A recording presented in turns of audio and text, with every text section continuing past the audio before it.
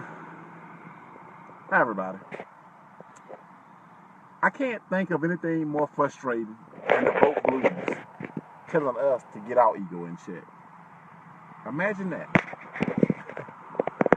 Imagine the people that are asleep trying to criticize us for voting our bags. Any of you guys out there being tired of criticized for standing up for what you believe in? They act like us standing up for what we believe in is somehow, some way asinine. The fact that we won't do what we've been told. The fact that we won't listen to what the corporate media tell us to do. You know, the fact that we don't have that we have been bit by a zombie just drives them crazy. They can't fathom. They can't fathom why we won't vote for Hillary Rodham Clinton. It makes their heads explode.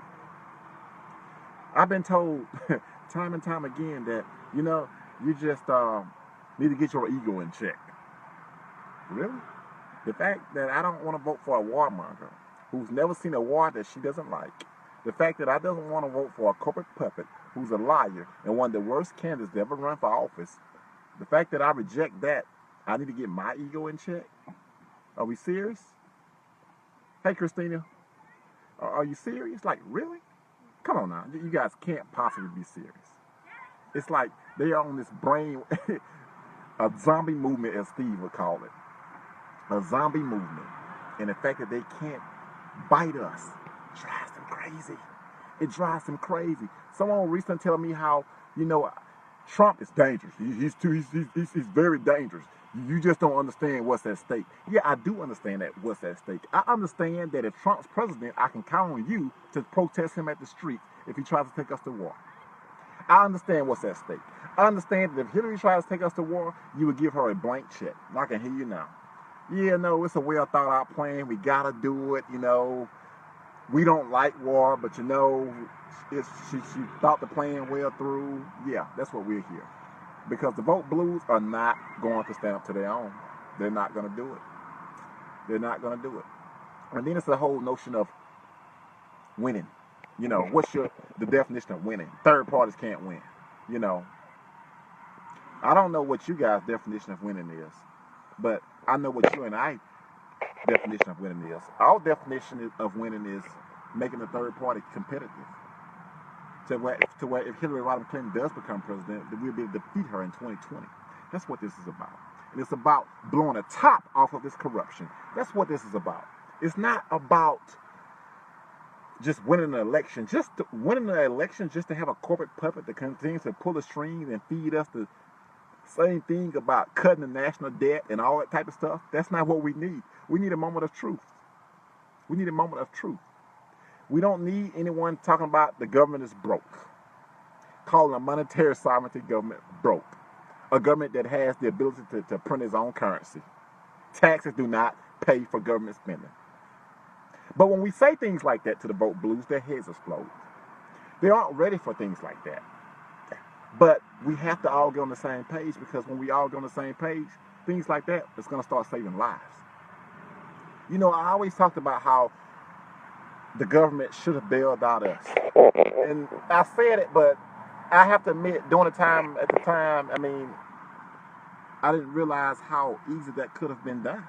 When I think about it now, and when I look at how economics actually work, they could have bailed us out. They could have actually bailed out Main Street, but they didn't do it. They bailed out the crooks that destroyed the economy. That's what they did.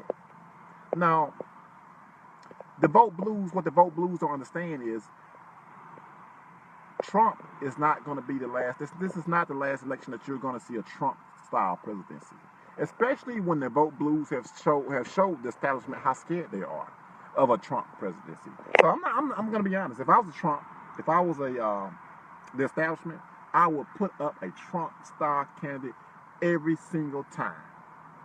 Every single time I would put up a Trump-style candidate to scare you into voting for who I really wanted you to vote for. The type person that will control all the money and wealth and keep it at the top. The type people that will keep the masses asleep. The type of candidate that will get into a war that will keep a war going. That's what it's all about. I hate repeating myself, but I'm going to say it till the cows come home. To you vote blues out there that don't get it, voting for the lesser of the two evils is the most brilliant strategy they ever use against us to keep a rigged system in place.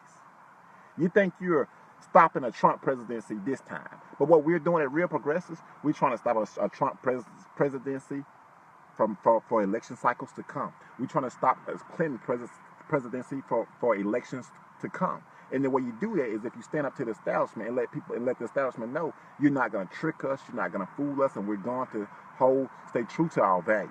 And if you can't stay true to your values, if what you believe in your heart can be bought off, then you weren't ready for a revolution. And if you can be bought off, you're definitely not ready to be talked about, laughed at, and we don't care. We are fully down for this revolution. I'm Kenneth St. Sullivan, and I'm going to leave it there.